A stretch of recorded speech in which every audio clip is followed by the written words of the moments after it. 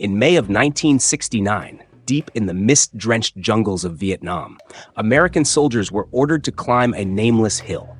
For 10 days, they fought the rain, the mud, and an enemy buried in the mountain itself, only to leave it behind as soon as they had taken it.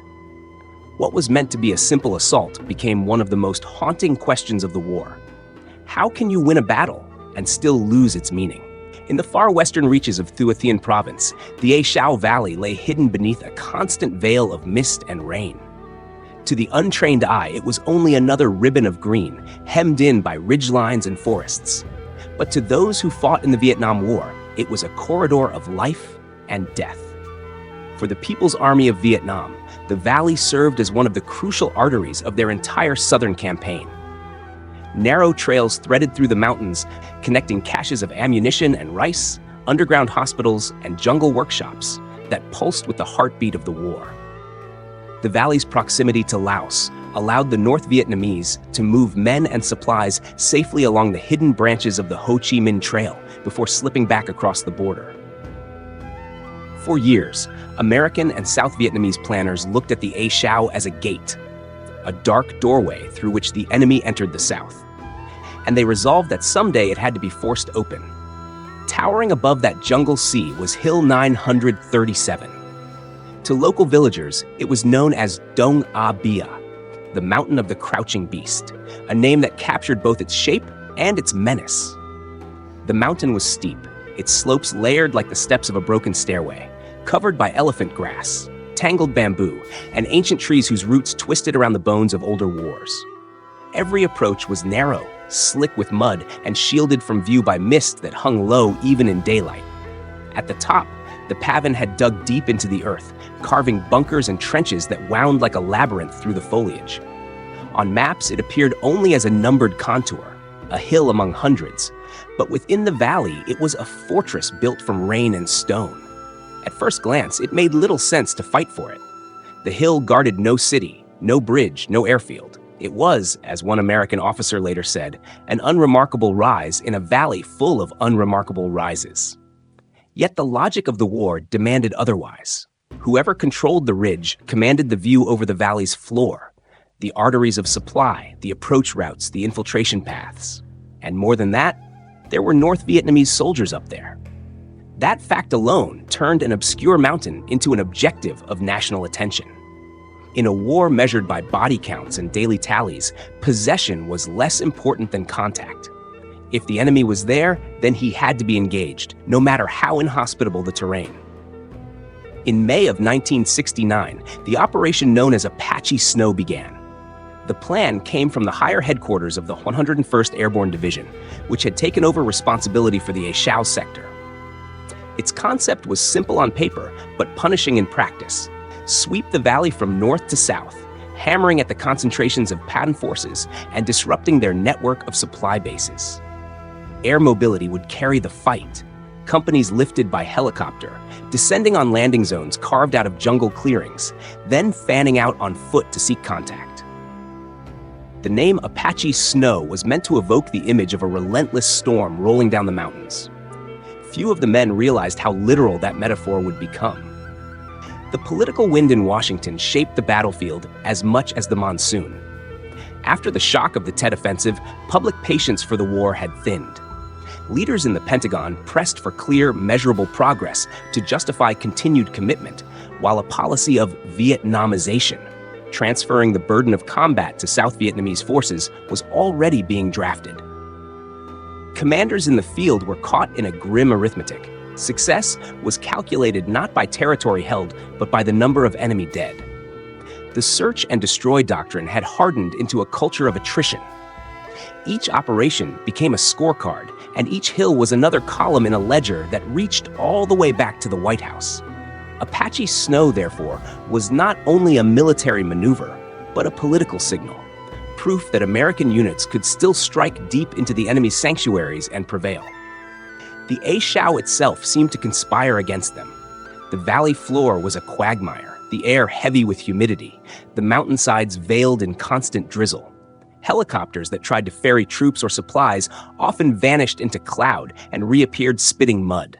The jungle swallowed sound, so that a platoon could move 100 yards and lose all contact with its own company. And somewhere beyond that curtain of leaves, the pavan waited, unseen, unheard, and utterly at home. For them, this valley was not foreign terrain, but familiar ground where every path had a purpose. They knew where the streams ran shallow, where the slopes offered natural cover, where an artillery shell would explode harmlessly against the rock instead of splintering through the soil. Among the Americans, one name became synonymous with the mountain that would later be called Hamburger Hill. Lieutenant Colonel Weldon Honeycutt, commander of the 3rd Battalion, 187th Infantry, the Rakkassans. Honeycutt was a hard man with a reputation for aggression and endurance. His soldiers called him Bulldog for good reason. He had fought through earlier campaigns and believed that persistence was the measure of command. His orders were clear: assault Hill 937, root out the defenders, and deny them their stronghold. Above him in the chain of command stood Major General Melvin Zeiss, the division commander, who supported the attack as part of the wider push through the valley. Zeiss had to balance tactical necessity against political optics, knowing that every casualty number would echo far beyond the jungle. Facing them were battle-hardened units of the PAVN, veterans of years spent along the Ho Chi Minh Trail, and survivors of relentless bombardment. Their trenches wrapped around the slopes in concentric circles, linked by communication tunnels and covered positions. They had learned to fight beneath the canopy, to vanish under leaf and soil, to let the enemy come close and then counterattack at knife range.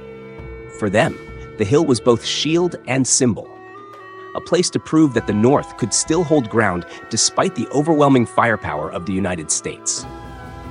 On the eve of the operation, the valley looked deceptively calm.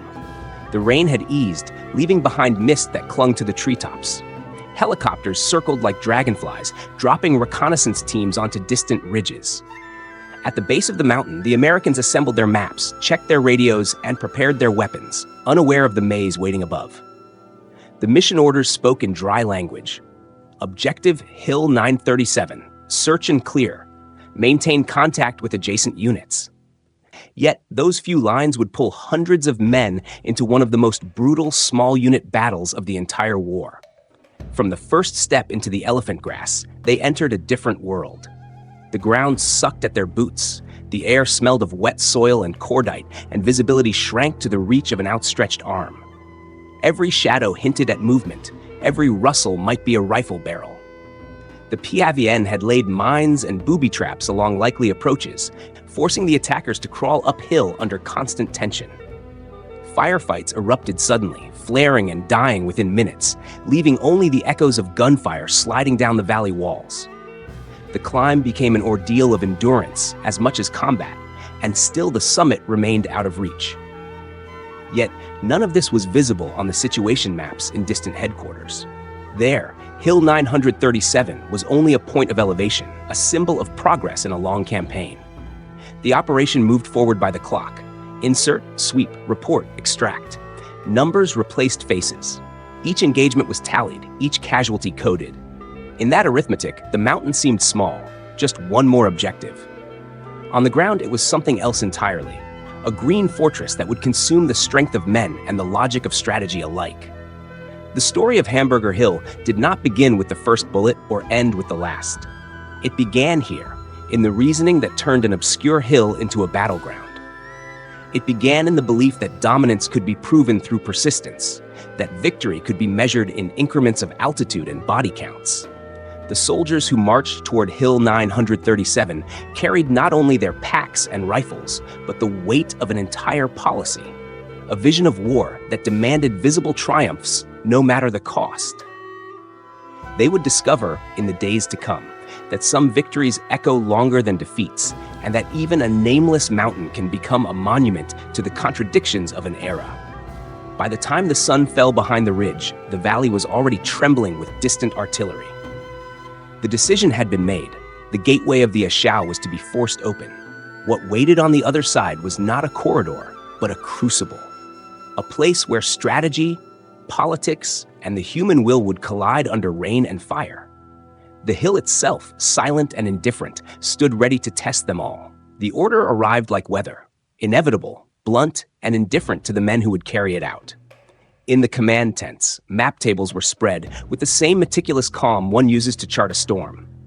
The planners of Operation Apache Snow sketched a sweep of the A Shau Valley that looked clean on paper, a series of landing zones staggered like pins along a seam of green, blocking exits, sealing off resupply routes, and driving the enemy into the open. The concept was to enclose the valley with a ring of American presence, to compel the North Vietnamese to reveal themselves, and then to beat their formations into disarray with the hammer of concentrated fire. It was a doctrine of closure and contact, a simple arithmetic of pressure and exposure. The logistics of that closure were brutal in their simplicity. Helicopters would deliver battalions to prepared landing sites, sometimes only the size of a farmhouse clearing, and would vanish again into the rain. Each landing zone had to be secured and held long enough for the next lift to arrive. Troops placed on the ridgelines would sever the trails that ran like arteries through the jungle. Engineers would mark and clear dangerous approaches. Scouts would probe for signs of recent passage, and infantry would fan out to sweep. Such a plan promised speed and reach, but it also demanded coordination under conditions that refused to cooperate.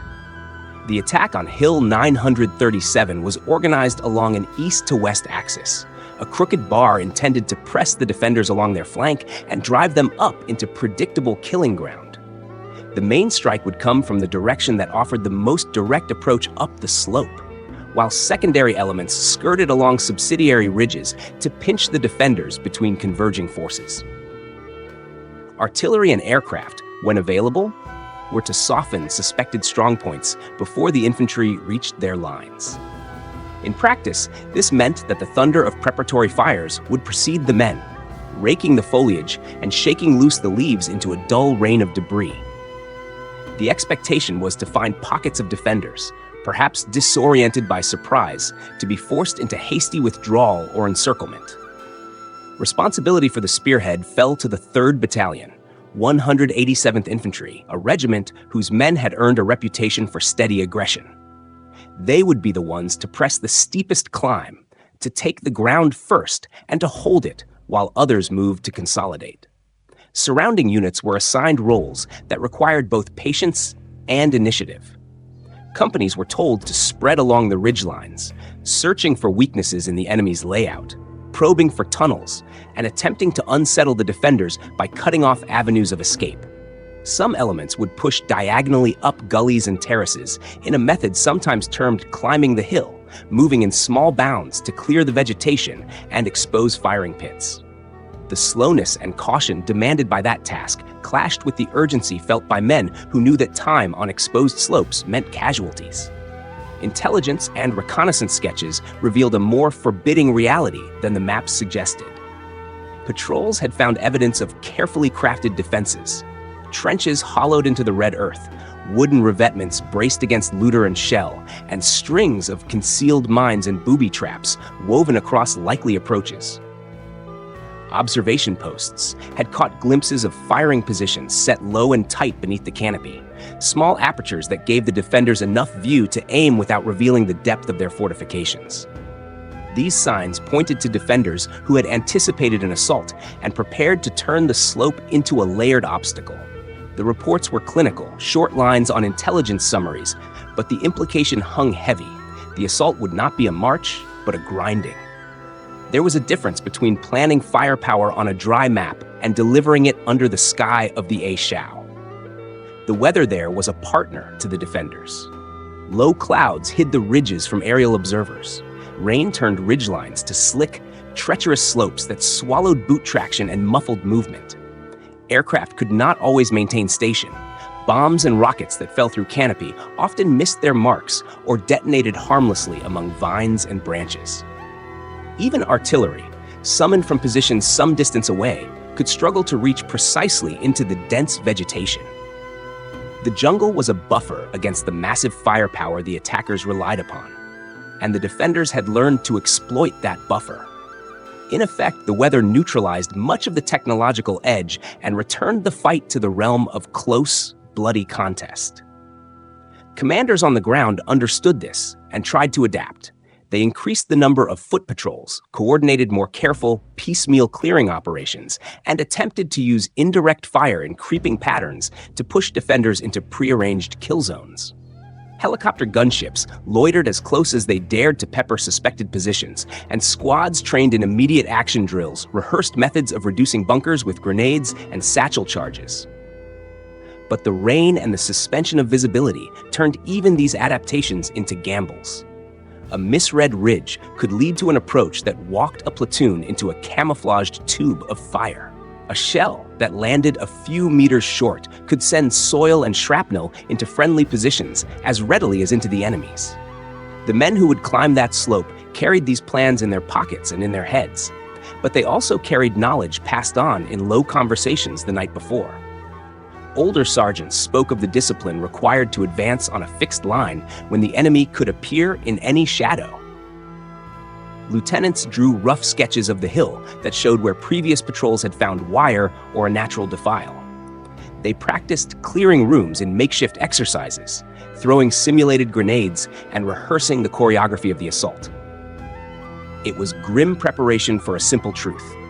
Practice could not replicate the way a real slope would soak a boot, nor could it imitate the odd angles from which a man could be shot through the trees. The defenders, by contrast, had turned the mountain into a network that chewed up attackers slowly. Their bunkers were not grand edifices, but clever nests, small chambers dug beneath the roots, interlinked by tunnels, and camouflaged wells where a soldier could, for a time, disappear entirely from view. They positioned machine guns to command the narrow approaches and laid traps amid the growth to break the momentum of any surge. They did not aim to defeat an assault in a single clash. They aimed to make the ascent costly and demoralizing, to force attackers into predictable movements, and then to exploit the seams. In the rainy theater of the A Shau, patience and concealment were as potent as any artillery barrage. As the first lifts began, the valley answered the plans with a noise of its own. Rotors chopping through the mist, the dull thump of men setting down in small clearings, and the soft, wet sounds of packs settling on soaked earth. Troops disembarked into a world that had been prepared for them and against them. Radio chatter crackled with terse reports of contact, with murmured requests for support and the flat commands of officers trying to keep units coordinated across impossible terrain. Men moved in bounds, pushing through the elephant grass and testing every trench and dip, clearing as they went, only to find another position dug into the slope as if the mountain itself had been hollowed. The assault plan demanded that momentum be kept even while the rain and the defenses worked to sap it. It was a war of inches, of gaining small terraces and then holding them against counterattacks. Each captured firing point was a temporary advantage. Each day held the risk that the enemy would simply melt away into concealed routes and return to fight another day. Commanders spoke of sealing the valley, of preventing withdrawal and resupply. Men on the ground learned that sealing was never absolute. For every trail closed, another could be opened. For every bunker destroyed, another room would be found deeper beneath the roots. At the center of the plan was a grim expectation, to force the enemy to show itself, and then to make that showing costly. The doctrine behind Operation Apache Snow was to use mobility to impose contact, then to use fire to exploit it. In the rain, however, the plan became as much a test of endurance and will as of tactics. Men climbed with soaked uniforms and heavy boots, flinched at every crack in the brush, and learned the bitter lesson that in some places the land itself fights with the defenders. Orders are made in the clear air of strategy. They are executed in the muddy close of the untamed world. On Hill 937, that contrast would be sharpened until it bled into the politics of the war and the memories of those who survived. The first helicopters came low through the rain like metal insects, their rotors chopping the mist into a frantic hiss. Men slid down ropes into mud and grass that squelched under every step, and the smell of wet canvas and hot engines mixed with the jungle's green rot. There was no time for ceremony. Soldiers dropped from sling seats and scrambled to form, rifles at the ready, voices brief and sharp over radios that hissed with static and rain. Before they could catch breath, the ground answered them with fire. The defenders had built their shelters into the slope. Small apertures, cleverly masked with leaves and roots, opened onto killing zones that funneled attackers into crossfire. From those hidden ports came the sudden staccato of automatic weapons, the bark of machine guns, and the sting of recoilless rifle rounds that slammed into the soil ahead of the advancing squads. Men hit the ground, boots slipping in the red mud, their faces smeared with the same clay that would later mark the graves of some. The assaulters discovered quickly that Hill 937 denied straightforward movement. Every promising ridge betrayed another trap. The American response was plain and brutal: recon by fire. Columns pushed forward along narrow trails, squads forming ragged lines and sweeping their weapons into the green at the edge of the tree line, pouring short bursts from rifles and machine guns to flush out any concealed fighters. That method turned the jungle into a machine of noise, into a long, trembling throat of lead, and barked commands. Men advanced a few meters, found a foxhole or a tangled wire, and then halted as if at the lip of a maw. Terrain stepped up like the rungs of a staircase, each terrace a new miniature battlefield that broke cohesion and split units into parts. Platoons that should have moved together instead became a string of isolated fights, separated by gullies, roots, and blank, sodden slopes. The defenders reacted with a measured ferocity designed to sap momentum. They did not attempt to throw every man into the breach at once. Instead, they staged their resistance in short, violent bursts. As American elements crested a ridge and exposed themselves, the PVN would unleash rocket launchers at close range, grenade launchers into packed clusters, and then withdraw into the engineered holes and tunnels deeper in the earth. Once the attackers paused to search and clear, the defenders reappeared to strike the exposed flanks or to roll up a line that had lost contact. In this manner, the mountain became a lung. Exhale fire, inhale into concealment, then exhale again when opportunity allowed. It was a practice of patience that converted every advance into a costly negotiation. The tangled nature of the ground destroyed the rhythm of coordinated attack. Artillery, which in other theaters could flatten a field and clear a path, became an imprecise instrument when the canopy hit its targets and dampness muffled the fall of a shell. Pilots, who might have come in low to sweep a ridge with rockets, were hamstrung by low cloud and visibility measured in yards rather than kilometers. Time and again, ordnance plunged into the green only to explode harmlessly amid vines or to strike short of the fighting and shower friends with earth and shrapnel. The reliance on heavy firepower, so effective in open country, met its limit here. The mountain's skin absorbed the blows and kept the true positions secret within. So the battle shrank into close quarters. Men found themselves reduced to clearing positions by hand. A grenade tossed through a slit, a satchel charge placed against a timber revetment, an assault up a narrow trench where automatic weapons spat red tracer, and the air filled with the metallic scent of spent cases. Carried wounds became more difficult to evacuate. Medics slogged through mud, carrying litters, while aircraft hovered tentatively above, their pilots unwilling to descend into the whirl of small arms. Each casualty complicated the advance, turning a momentum problem into a logistical nightmare. The climbing and the fighting became so entwined that the two could no longer be separated. To gain ground was to accept the calculus of pain. By the end of the first day, the commanders on the ground faced a harsh impression. This was not a handful of guerrillas, but a well-organized force with depth. Reports filtered up through the chain that suggested multiple layers of fortification, and that the defenders could pour in reinforcements from concealed approaches. When a unit that had expected to seize a ridge in hours instead found itself pinned between revetments, the numbers of the enemy on the slope began to be revised upward, not as speculation, but as an unpleasant working estimate.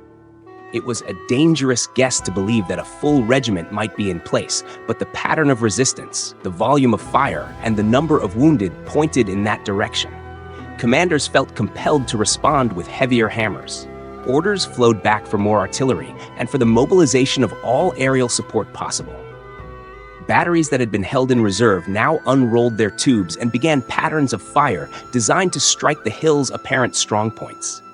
Gunship flights circled, their guns a continuous bark that tried to shape a window through the vegetation. On the ground, officers directed strikes with maps stained by rain and fingers tracing tentative lines. The intent was to loosen the grip of the defenders, to inflict casualties that would force them to withdraw, or at least to expose themselves to small arms fire. Yet each strike carried the same risk as before: imprecision in dense foliage, the chance of killing where no enemy stood, and the certainty of further disruption of any fragile cohesion among the attacking units. The next days followed a wearisome rhythm. Helilifts continued to push men into new landing zones, only to have those men meet the same stone face of resistance on new slopes. A company would take a small knoll, hold it through the night, and then be thrown back by a sudden counterattack that exploited the attackers' newly extended flanks.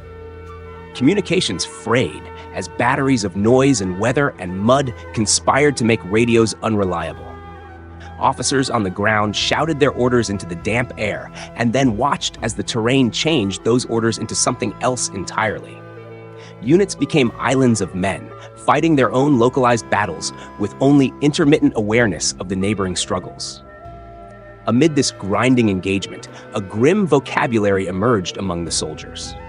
They spoke of the hill in terms of attrition. The slope would take its pound of flesh a little at a time until the appetite of war was sated. Men joked to keep from thinking the thought that pressed like a weight behind every laugh, that the ground was measuring them and that it would not be content until it had measured enough. Some adjusted to the pattern by becoming clinical.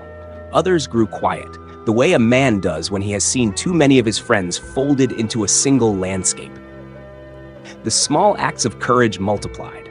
A sergeant calling for a medic while the world around him burned. A private dragging a comrade through muck and root. A squad leader stepping into a trampling line of fire to pull a grenade away. These things happened in terrible intimacy with the jungle. And yet, the higher hand of command remained focused on the objective. If the hill had to be taken, then it would be taken.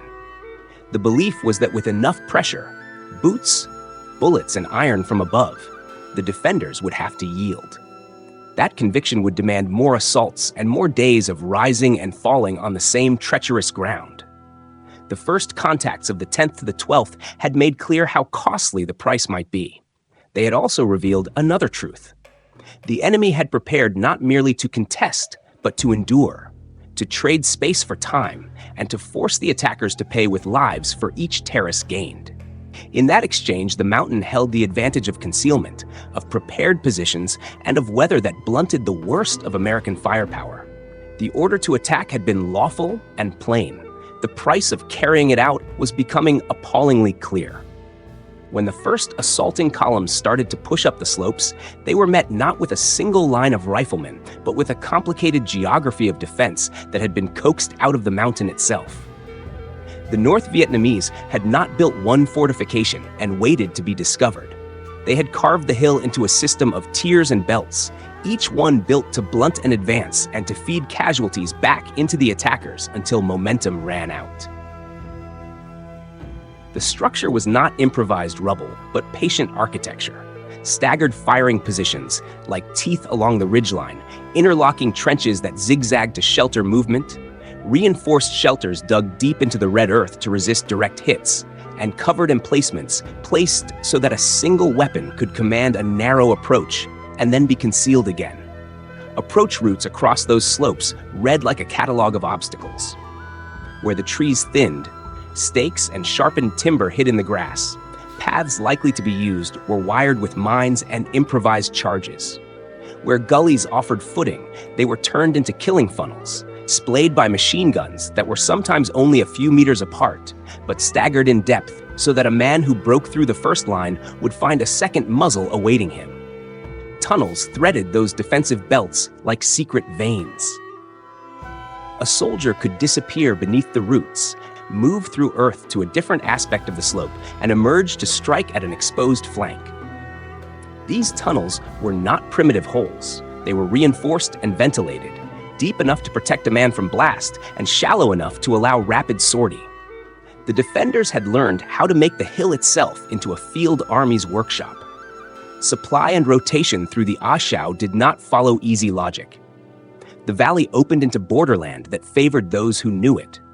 paths twisting toward neighboring Laos, concealed corridors that could be traversed at night, and routes that the Americans could not permanently seal. While American forces focused on the eastern approaches and the obvious tracks, PAVN logistics moved through lesser-known ways along the western flanks. Men and material flowed under cover of darkness. Wounded could be moved out. Fresh fighters moved in. This ability to relieve positions during the night meant that the defenders could accept losses by day, only to return in force the next morning. The attackers, despite their numbers and firepower, found themselves playing a long game against an enemy whose depth of supply and familiarity with the terrain reduced the finality of any daylight advantage. Beyond these practicalities of construction and supply, there was a mental design in the defenders' methods. They did not try to stand and take the full weight of an assault where they could be most visible. They preferred, when possible, to let the enemy climb to a point of exposure and then strike in short, savage bursts. In this way, the PAVN economized on ammunition and manpower. A small detachment could use concentrated firepower at the most damaging moment and then pull back into the network of bunkers or the shadows of the canopy. Such a tactic forced the Americans to burn resources, artillery, air support, human lives, to make limited gains. In the accountant's terms of a campaign, the defenders were willing to trade ground for time and casualties for leverage. Weather became as much an instrument of defense as any weapon. The A Shau was a place where fog could fall at midday and rain could turn a slope into a slide. Low cloud cover denied aircrews the broad fields of view that made their weapons decisive. Bombs and rockets that might have shattered open positions often struck the wrong tree or detonated harmlessly in the undergrowth. Artillery, too, suffered from the same limits. Its shells could not be placed with the precision needed to clear a complex of shallow hawks' nests and timbered revetments, and the canopy often rendered observed fire ineffective. The defenders had noticed this long before the Americans arrived.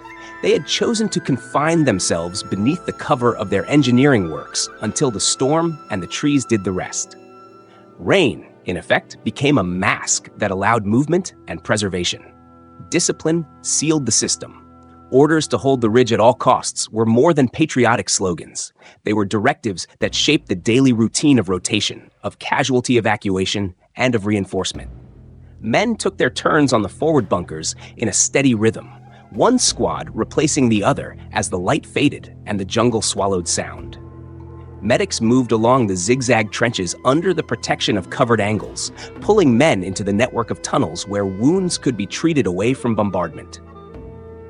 Even the act of withdrawal had been thought through.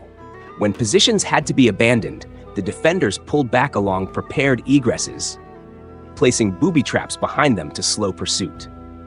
In short, the PAVN's defense was not amorphous stubbornness, but a practiced choreography of endurance. That discipline produced effects beyond the immediate battlefield. It inflicted a psychological toll on the attackers that no ordnance could measure. Men who climbed a slope and made a small yet costly gain, only to find that the defenders had slipped down into the earth and would reappear when least expected, began to tremble with a new calculation.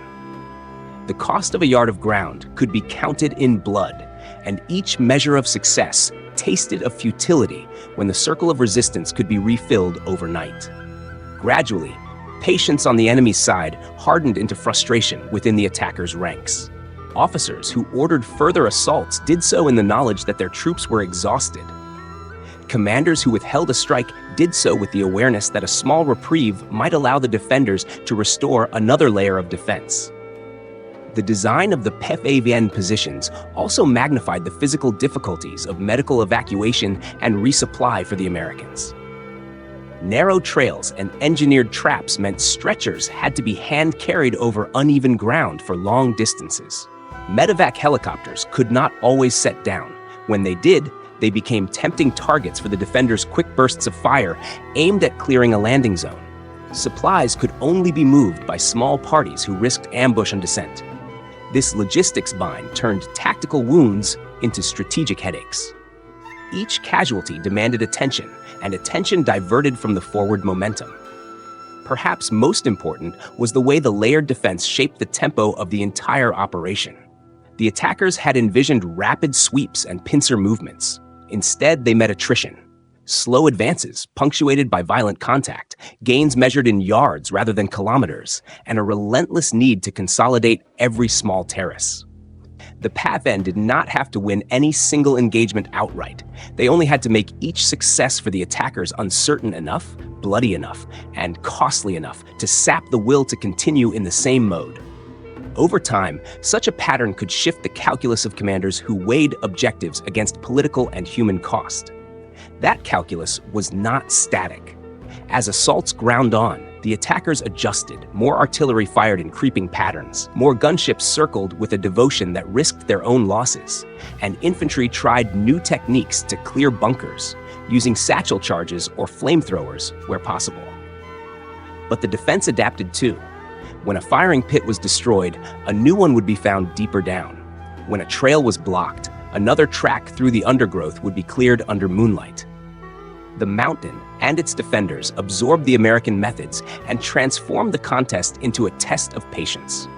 In the end, the multi-layered defense of Hill 937 was not just a military tactic, but a statement about the nature of the conflict. It embodied a willingness to use land as a theater of attrition, to accept temporary losses for the chance of prolonging resistance. It relied on discipline, on the learned practice of concealment, on the clever use of tunnels, and on a logistics network that moved in the dark. Against firepower that sought decisive engagement, the defense offered delay and expenditure. Against technology, the defense offered geography and weather. And through it all, the mountain kept its counsel, converting every approach into a negotiation of wills where endurance often mattered more than brightness of arms. When the Americans finally pressed their advantage in force, they did so into a layered world that made each step treacherous. The PAVN's trenches, tunnels, and rain were not merely obstacles to be erased. They were instruments tuned to the reality of the valley. Understanding that reality was essential to grasping why Hill 937 devoured so much effort and so many lives. The defense was patient, the attackers were relentless, and the ground between them remembered everything. When the assault entered its second week, the battle ceased to be a single engagement and became a machine with its own cold logic. Men learned the tempo of the hill the way sailors learn the rhythm of a storm. Wave, gasp, settle, then brace for the next. Units advanced in a pattern that looked, from a distance, like the rotating spokes of a wheel. Companies mounted the climb in turns, pressing up different flanks, then falling back to rest while another formation took its place. The motion was meant to conserve strength, to bring fresh bodies to bear where tired ones might fail. In practice, it fed a steady, inexorable attrition. Each rotation left behind less of the army than it had taken up. The commanding rhythm on the slope belonged to one man's decision to keep pressing despite the cost. Lieutenant Colonel Weldon Honeycutt believed in momentum as a remedy to defense. His method was to apply repeated pressure in short, violent bursts, allow his men a brief respite to regroup, and then push again until the defenders could no longer hold the line. This sequence, attack, short rest, another assault, became his hallmark. To those carrying his orders, it felt like being ground between two stones. Move forward until you could not, fall back until the ache subsided, then climb again into the furnace. Within the battalion, that approach produced discipline and, at the same time, controversy. Some saw it as necessary resolve. Others saw it as a slow tolling of losses that could have been avoided by different tactics. The fighting itself was savage in its repetition. One day, a company would seize a narrow terrace of earth and shell from the summit would rake its exposed flank. By night, the defenders were apt to counterattack in numbers or to snipe from unseen openings, forcing the holders to dig in and stagger their supply lines. And on the next morning, another company would be lifted into an adjacent clearing and push up to relieve them, necessarily passing by bodies of the fallen and the stained ruins of hastily abandoned cover. The advance measured only in scores of meters, sometimes in single digits, but each meter came with a price. The hill did not surrender by concession, it yielded by exhaustion. Supporting this punishing cycle were the instruments of 69's war: artillery, fixed-wing strikes, and helicopter gunships. They screamed into the mountain with a fury meant to unmake fortifications. Barrages fell in irregular curtains designed to suppress and to channel movement, while napalm and cluster munitions were used with a violence intended to turn Earth into a charred, inhospitable shell. Yet the canopy betrayed the expectation of devastation. Bombs often detonated among leaves and vines, their power blunted before it reached the timber revetments and subterranean chambers. Shells buried in the soil sent up geysers of mud rather than collapsing hardened tunnels. The defenders had learned to live beneath and around the thunder. Their bunkers could survive a rain of fire that would flatten a foxhole on an open plain. Technology punished the mountain, but failed to strip its secret rooms. On the slopes, the human apparatus adapted to the impossible. Stretchers and ropes became lifelines. Wounded were hauled on makeshift slings over terraces and through the knotted roots, sometimes lowered down frighteningly steep gullies by men who had no choice but brute strength. Engineers rigged pulley systems where the ground dropped away, and medics crawled into cutouts to give injections and stop bleeding beneath the shadow of flares. One company, pushing into a funnel between two well-sighted machine guns, found itself trapped in a blistering crossfire that turned a narrow hollow into a killing ground. By the time the men staggered back, nearly half of its complement had been killed or wounded. Those facts were whispered along the lines and became part of the grim arithmetic the officers had to reckon. Every further push would cost more, but every pause might allow the enemy to knit together another layer of defense. The psychological weight of this rotation warfare was relentless. Men learned to dread the cadence that signaled the next lift, because each helicopter meant the possibility of being inserted into fresh danger. In the lull between assaults, soldiers huddled under wet ponchos and ate cold rations, counting names and checking ammunition belts. There was no time to grieve properly, only brief notations and a suppressed anger that simmered beneath courteous discipline. Letters home were written amid mud and waiting, and some pages would never be mailed. The grind made comradeship intense and necessary. A single buddy could mean the difference between crawling back with a wound and being carried down into the valley. Tactically, the defenders continued to use restraint and timing to impose maximum cost. They did not seek to mass in open daylight, where American firepower would be decisive. Instead, they waited for the moment when attackers crested a ridge and became visible, then blasted with grenade launchers, recoilless rifles, and machine guns that poured into the exposed bodies. After inflicting damage, they melted away into deeper pits, into tunnels, or down contour paths that allowed them to reappear later where a different attacker would find them anew. This measured defense turned the attacker's strength against them. Each fresh force that landed found a different set of booby traps and firing pits, and the cumulative effect was to wear down supplies, spirits, and the capacity for coordinated maneuvers. At times, the valley itself seemed to conspire with the defense. Rain and fog reduced visibility to a few yards, making the timing of supporting fires precarious and medevac uncertain. Pilots hovered on edge, wary of being drawn into concentrated small arms fire while unhooking litter cases. The weather could transform a tactical advantage into an immediate threat. A landing that appeared secure 1 hour could become untenable the next when the brush was set aflame by ordnance that sent up smoke and obscured lines of movement. Commanders on the ridge had to account not only for the enemy, but for the caprices of climate that could suddenly rearrange the entire geometry of a fight. What emerged publicly from those days was a language that captured the horror plainly. Reporters who reached the area and the soldiers who wrote home began to speak of a slaughterhouse, Hamburger Hill, a name born of dark humor and bitter truth. The phrase described a place that turned human flesh into a statistic of policy. It was shorthand for the sense that bodies, rather than strategy, were the metric by which success was being measured. That labeling would travel down into newspapers and living rooms, and with each repetition, it sharpened the debate about the war's purpose and about the methods being used to achieve it. Within the chain of command, reports of rising casualties, shrinking gains, and the stubbornness of the defenders began to meet questions from higher up. Some officers argued for continued pressure. Keep hammering until the defenders broke, until their will to resist was exhausted. Others urged pause and reevaluation. The cost might exceed the immediate tactical value, and the political consequences of heavy losses in such a localized objective could be disproportionate. Those tensions mirrored the division on the slopes, where resolve and exhaustion lived side by side. As the days from the 13th to the 18th wore on, the mount was made and remade by human effort. Trenches and revetments were captured and then retaken, bodies were counted and moved, supplies were ferried up under fire. Fresh companies climbed only to find that the next fight awaited immediately higher. Each cycle of assault and consolidation made the hill a palimpsest of combat, a place where plans were rewritten by mud and blood. The machine of attrition churned forward, its teeth unforgiving. Men who had come to test their mettle found themselves tested beyond expectation, and a bitter truth settled into the ranks. In some battles, endurance, more than tactics, became the decisive currency.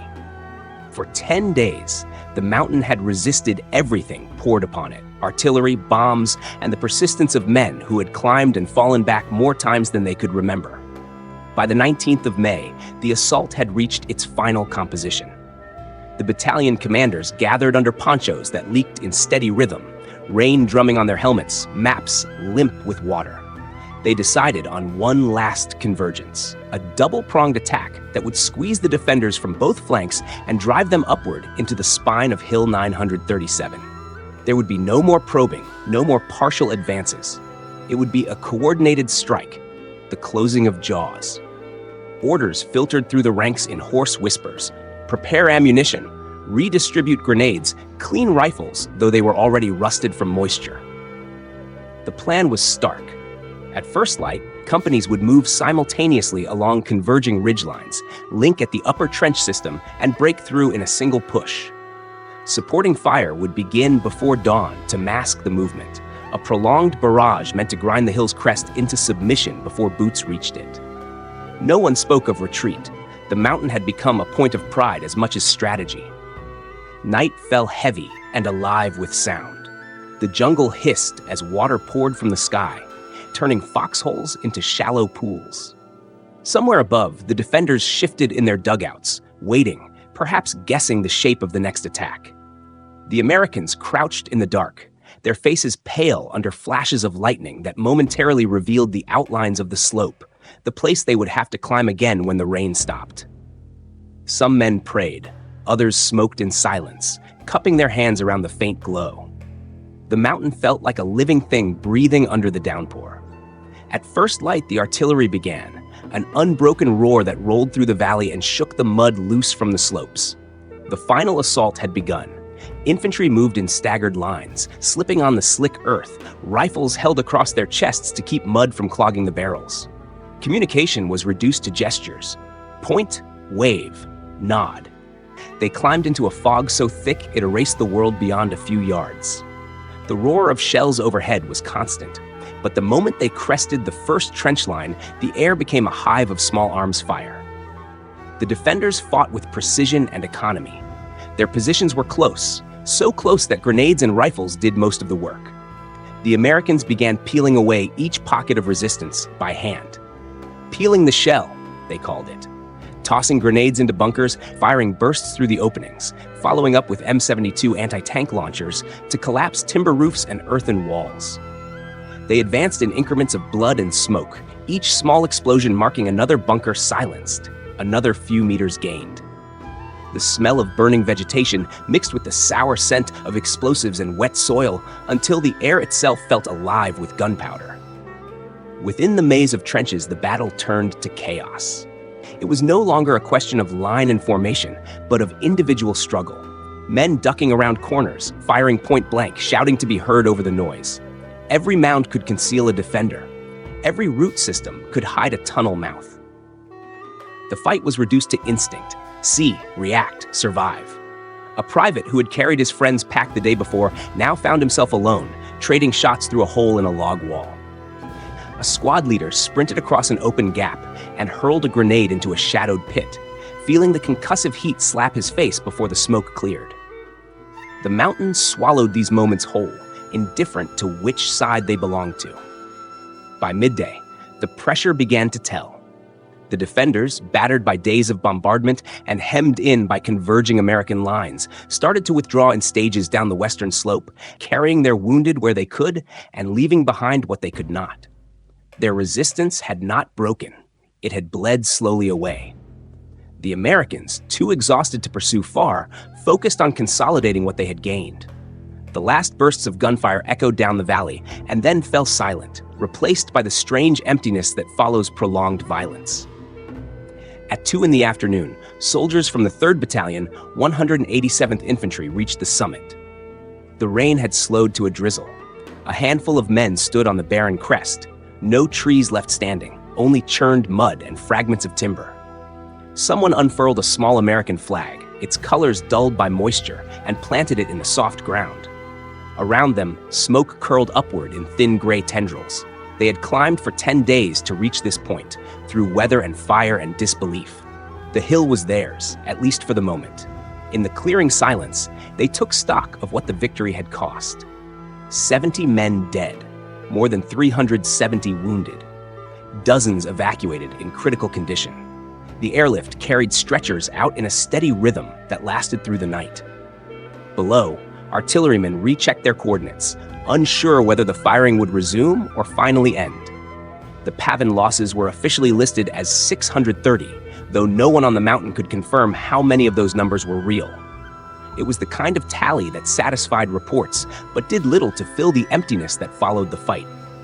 When Major General Melvin Zeiss arrived by helicopter to inspect the hill, he found men too tired to stand at attention. Mud clung to everything: boots, weapons, faces. Some soldiers stared at the flag in disbelief, others in silence. It was victory, but victory that felt hollow. They had taken the hill, but in the same breath came orders that would cast a shadow over their achievement. Higher command, already reassessing priorities within the valley, began to question whether holding the summit served any larger purpose. The official reasoning was logistical. The terrain was too steep, too isolated, and too costly to supply in the continuing monsoon. But to the men who had fought there, the notion of abandoning it felt like betrayal. Word spread quickly: the hill might be relinquished. Some cursed, others shrugged with the numbness of exhaustion. A few joked darkly that the flag would not last longer than a day before the jungle reclaimed the ground. They were right, in a sense. Within weeks, as the broader operation shifted focus to other parts of the valley, American forces withdrew from the summit. The mountain reverted to silence, to the same wet isolation it had known before the first boot touched its soil. Down below, reporters waited for stories. They would write about the cost and the controversy, about a battle that had lasted 10 days for a hill that would soon be left behind. To the world beyond A Shau, Hill 937 would become a symbol of courage, of futility, of the strange logic that governed the war. But to the men who had climbed it, who had watched comrades fall into the mud and disappear into the mist, it was simpler than that. It was the memory of the rain before dawn, the last push through the smoke, and the quiet moment when a flag rose on a mountain that had consumed nearly everything they had to give. The rain returned that night, washing away footprints, cooling the churned soil, dimming the echoes of battle. In its steady rhythm, it seemed to erase the lines that had divided attacker from defender, replacing them with the single truth that the hill, once again, belonged to no one. When the rain stopped and the echoes of battle faded, Hill 937 stood quiet again. A ruin of mud and shattered timber, stripped bare of its forest skin. The flag fluttered on its summit, a bright gesture against the gray, but below it the ground was gouged and cratered, the trenches collapsed, the air still heavy with the chemical tang of explosives. For 10 days it had been the center of the world for the men who fought there. Now, in the stillness that followed, questions began to rise like mist from the slopes. Why had they come here? And what would be done with the mountain now that it had finally, painfully, been taken? The answer, when it came, was not wrapped in ceremony. The hill, commanders decided, could not be held. The very things that had made it formidable in defense now made it impossible as an outpost. Its sides were too steep for vehicles, its approaches too narrow for sustained supply, and its soil too unstable for building fortifications. The bunkers and trenches that had sheltered the defenders were pulverized beyond use. Any attempt to rebuild them under constant rain would be an exercise in futility. Artillery support could not be maintained reliably because the valley's shifting weather swallowed radio signals and blanketed observation posts. To hold Hill 937 was to invite isolation. A garrison perched on a scarred ridge, exposed to the same pattern of harassment and shelling it had just overcome. For the strategists overseeing Operation Apache Snow, the objective had never been to occupy the hill indefinitely. The plan's logic had always been one of disruption, not possession, to strike deep into the A Shau, destroy the enemy's base areas, and withdraw before becoming bogged down. The mountain, in that calculus, was a means rather than an end. Once the North Vietnamese forces had been driven out, their supply caches burned, and their casualties inflicted, the tactical purpose of staying there dissolved. It was a campaign of shock, not settlement. A pattern of strike and fade that reflected the new realities of the war. But logic on a map did not ease the feeling among the soldiers who had climbed the hill with their hands and knees. They had paid in blood for each meter, buried comrades along the way, and watched the flag rise through smoke. To them, the summit was not just an objective, but a testament, a place that held the weight of sacrifice. The order to leave it behind landed like a quiet blow. Some reacted with disbelief, others accepted it in silence, too numb to argue. For days after the decision was announced, men went about their duties with a dull sense of unreality, preparing to withdraw from the same ground they had been told to take at all costs. Among officers and enlisted alike, conversations turned uneasy. In mess tents and beneath ponchos, the same question circled. If this was victory, what did defeat look like? The war had always carried its own contradictions, but here, on this soaked mountain, they had crystallized into a single act, conquering something only to abandon it. Some saw it as a pragmatic move, others as proof of futility. One sergeant, looking at the flag as it was folded for removal, muttered that the hill had eaten too many lives to be left to the rain. No one answered him. The silence was its own kind of agreement. For the commanders, the choice was grounded in arithmetic. Holding the hill would require hundreds of men, constant helicopter resupply, and artillery coverage from distant batteries. In the monsoon season, none of that could be guaranteed. Meanwhile, the operation's broader goal, to interrupt the enemy's rhythm in the A Shau, had already been achieved. The North Vietnamese units that had defended the valley were scattered or withdrawn westward across the Laotian border.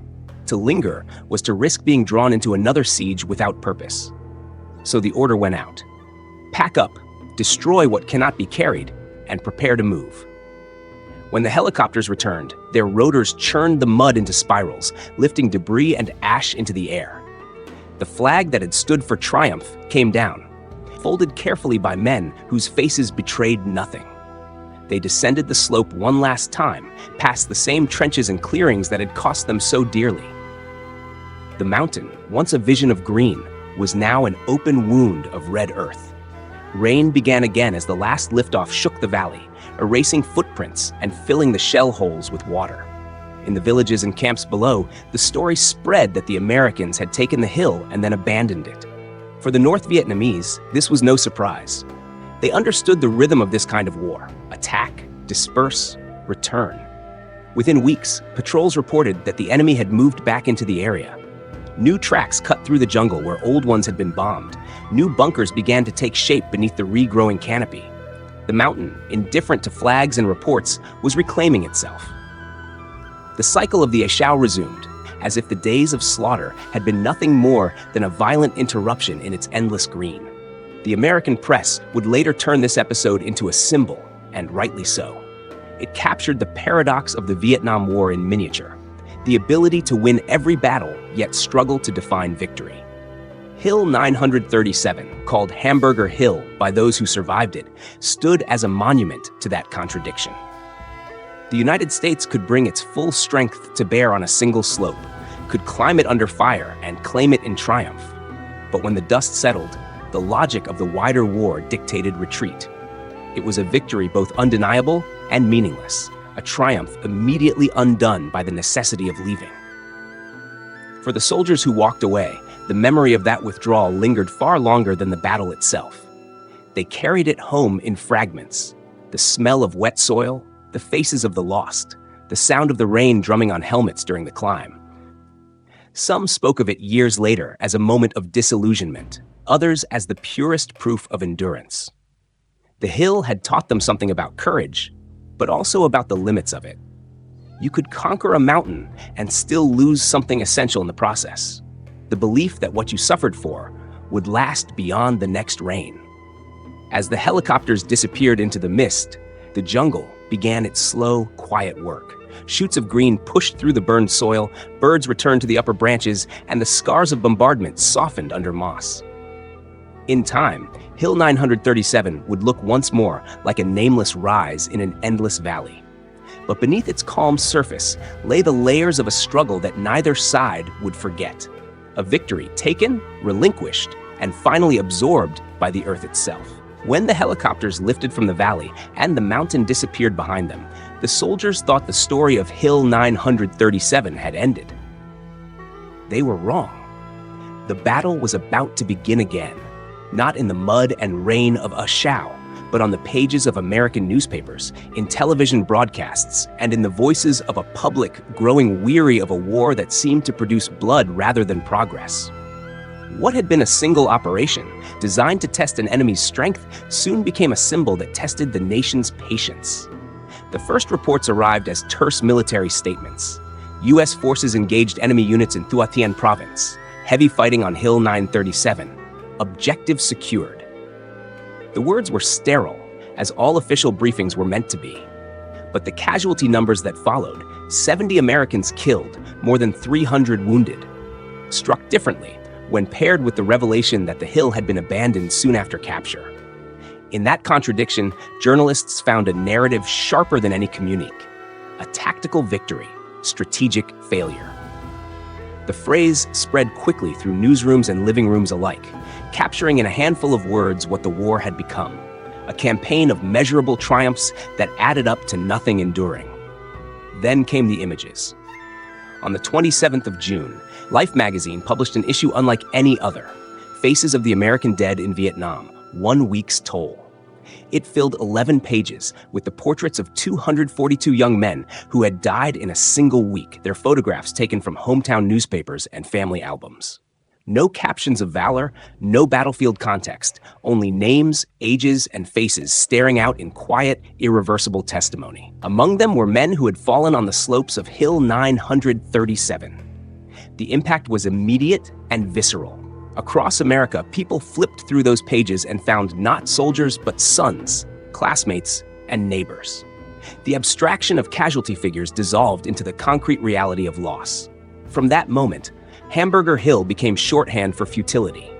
Reporters described it as a meat grinder, a hill of bodies, a symbol of a military machine that could still fight ferociously but had lost its compass.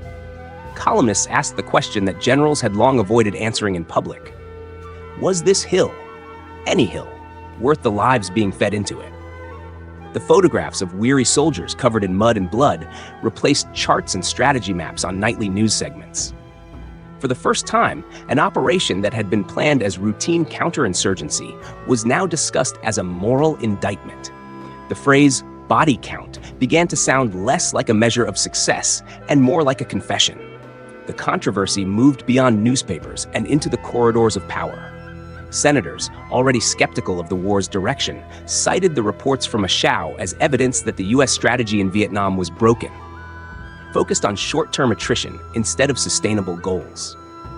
The White House, facing both domestic unrest and political calculation, accelerated the policy that had already been forming: Vietnamization. The message was clear: the burden must shift to South Vietnamese forces. Large-scale American assaults of the meat grinder kind had to end. Hill 937, taken and abandoned within weeks, became an exhibit in the argument that the war's cost outweighed its meaning.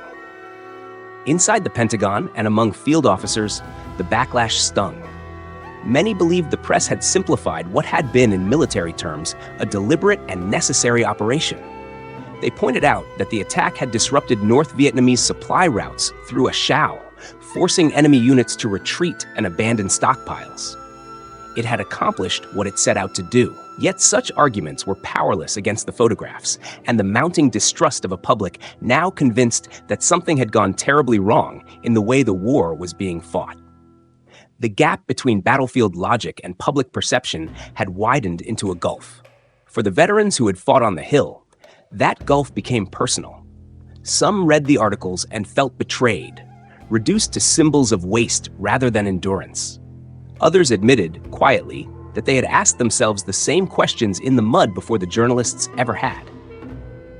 The reality they remembered was not the clean outline of victory drawn on a map, but the slow grind of weather, terrain, and exhaustion that no press release could convey. They spoke of how the mountain seemed to fight on its own side, of rain that blinded aircraft, of mud that swallowed boots, of radio lines that died in static just when coordination mattered most. They knew that the operation had been executed with precision and courage, yet hemmed in by a landscape that negated those virtues.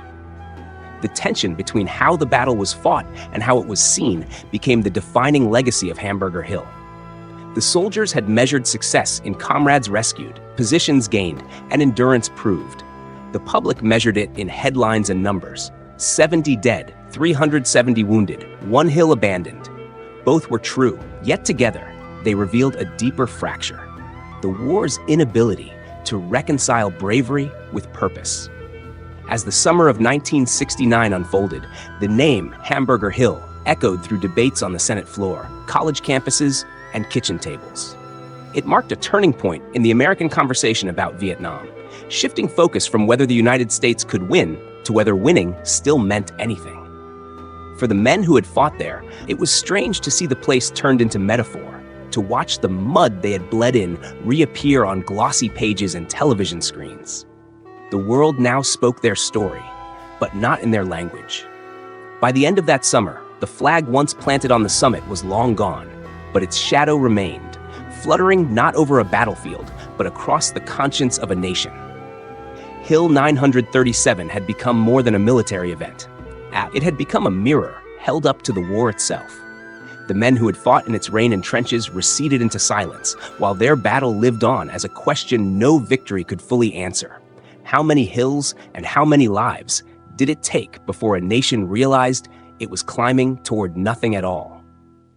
When the last helicopters lifted off from the A Shau Valley, the thunder of rotor blades faded into political noise an ocean away.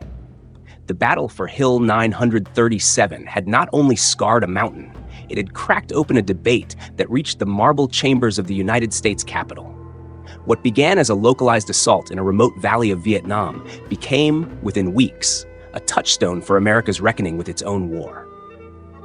The hearings that followed the summer of 1969 were not the first congressional inquiries into Vietnam, but they carried a new edge. Senators who had long watched the war with growing doubt seized upon Hamburger Hill as evidence that strategy had lost coherence.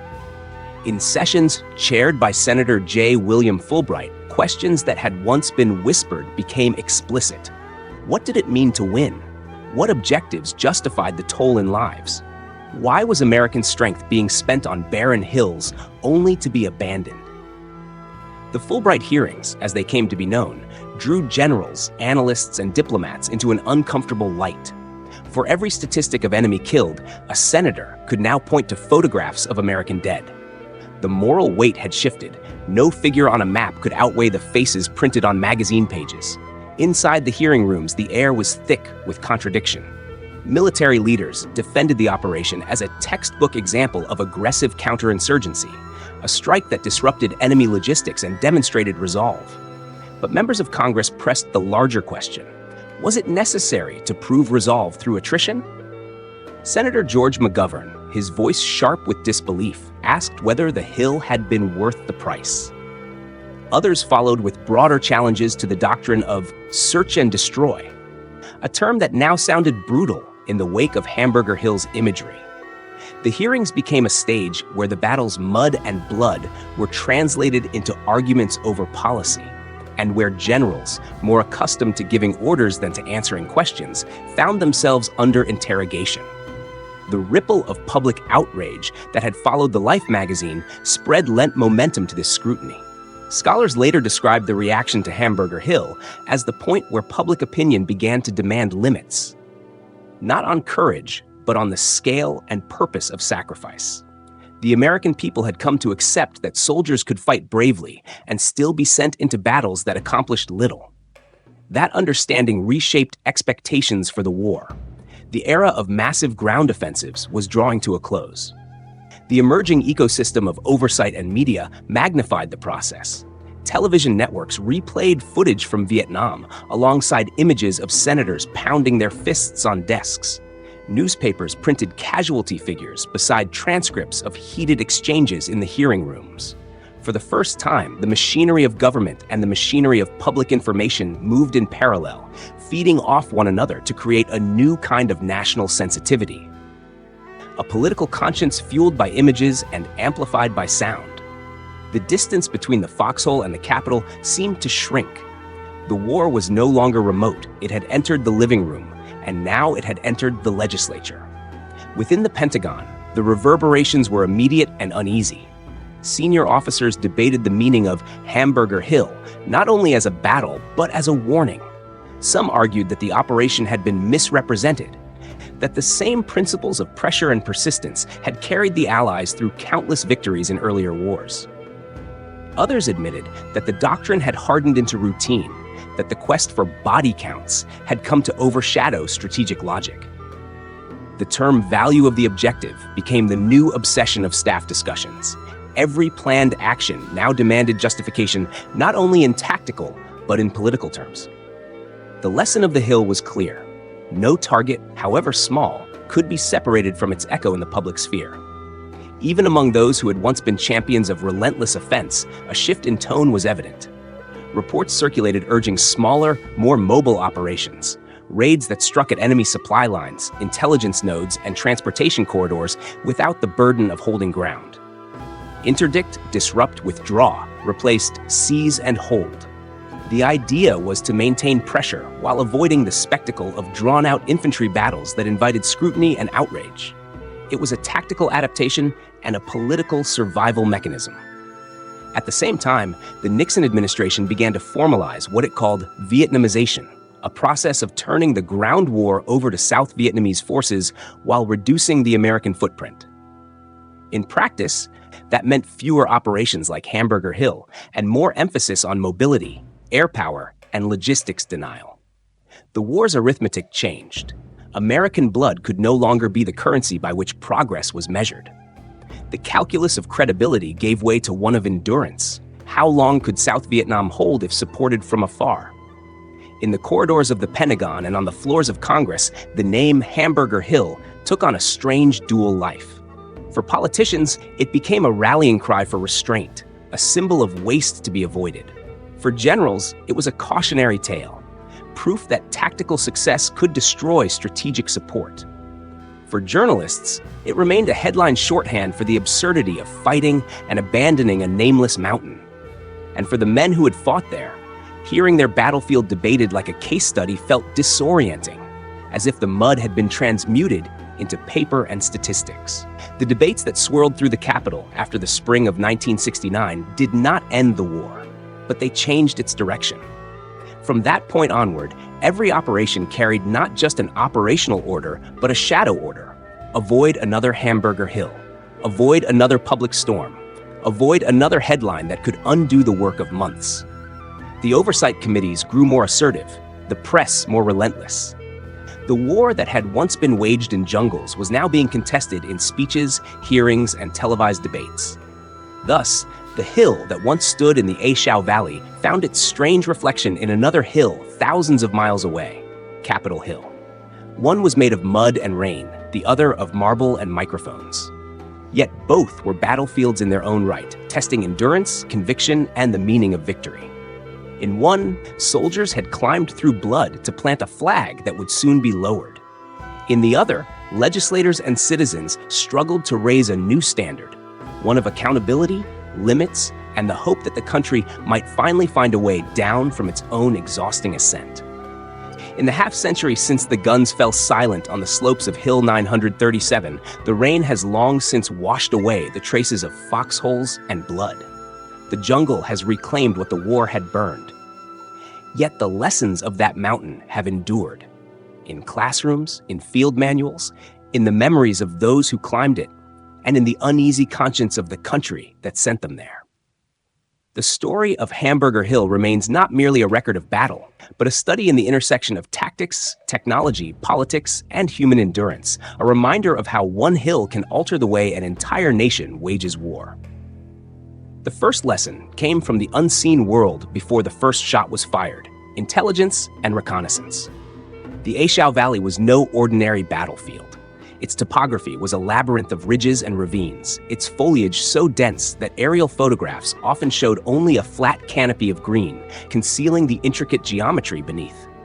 What the Americans had underestimated was how deeply the defenders had dug into that geometry. Bunkers hidden beneath roots, trenches zigzagging along terraces invisible from the air. Future planners would learn that in such terrain, maps and satellite images could not replace the painstaking work of ground reconnaissance. To fight in a Shau required not only strength, but insight. Without it, courage could become blind. The second lesson belonged to firepower. The United States entered the battle with overwhelming superiority in artillery and air support. Weapons designed for open landscapes where observation was clear and targets were visible. But in the rainforests of central Vietnam, the very elements turned against that advantage. Low clouds obscured pilots' vision. The thick canopy absorbed shockwaves and deflected explosions. Bombs meant to destroy bunkers instead exploded harmlessly in the treetops, and artillery shells landed wide because observers could not see the fall of shot. The coordination between air and ground units, so precise in theory, collapsed in the humidity and confusion of the jungle.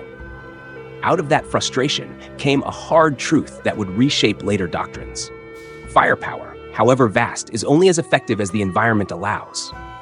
Precision and timing, not volume, became the watchwords of modern combined arms in terrain that offered no open sky. From those practical failures grew a broader realization about the meaning of objectives. To seize was not the same as to hold, and neither guaranteed success if the purpose was unclear.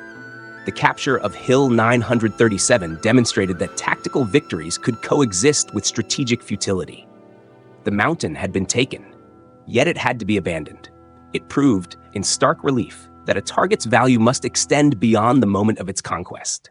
A hill, a village, a road, all were transient trophies unless they contributed to a larger goal that justified their cost.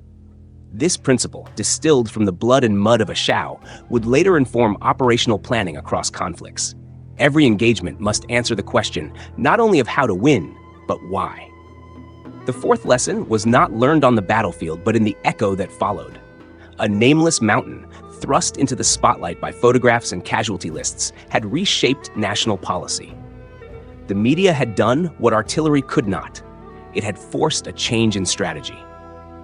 When Life magazine printed the faces of the fallen, when television screens filled with images of soldiers clinging to slopes under fire, the war ceased to be distant. The public's reaction to Hamburger Hill showed that in the modern age, perception could shape policy as powerfully as performance. No longer could political leaders separate the tactical from the political, the battlefield from the front page. Every decision carried the risk of becoming a headline, every operation a potential referendum on the war itself. The lesson was sobering and permanent. For the soldiers who fought there, the final lesson was personal and indelible. Hill 937 became a kind of scar in the collective memory of a generation.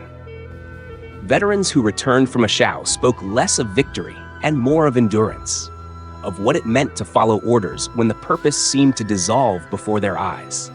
Some carried pride in what they had accomplished against impossible odds.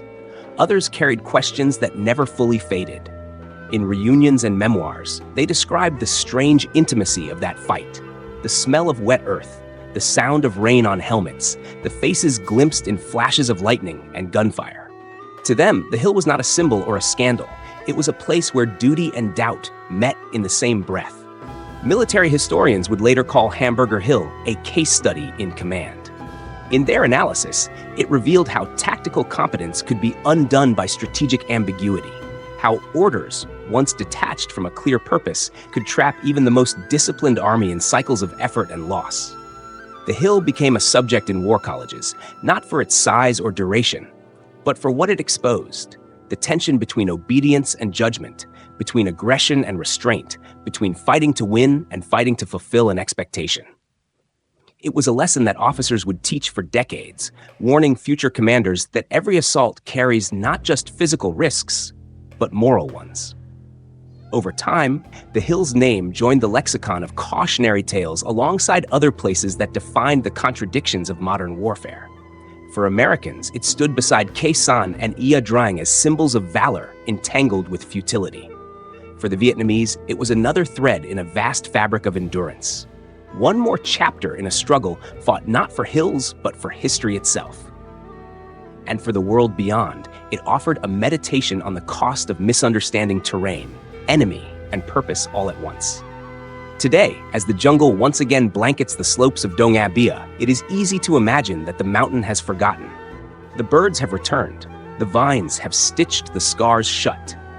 Yet beneath the surface, the earth still holds fragments of shrapnel, rusting helmets, and the bones of men who fought on opposite sides of a cause that neither could fully define. Their legacy endures not in monuments, but in the lessons that their struggle carved into the consciousness of those who study war.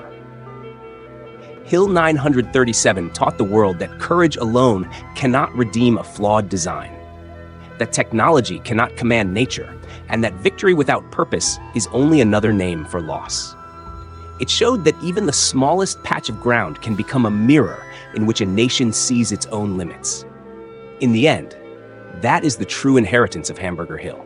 A testament to endurance, a warning about pride, and a reminder that in war, the hardest battles are often fought not on the slopes of mountains, but within the minds of those who climb them.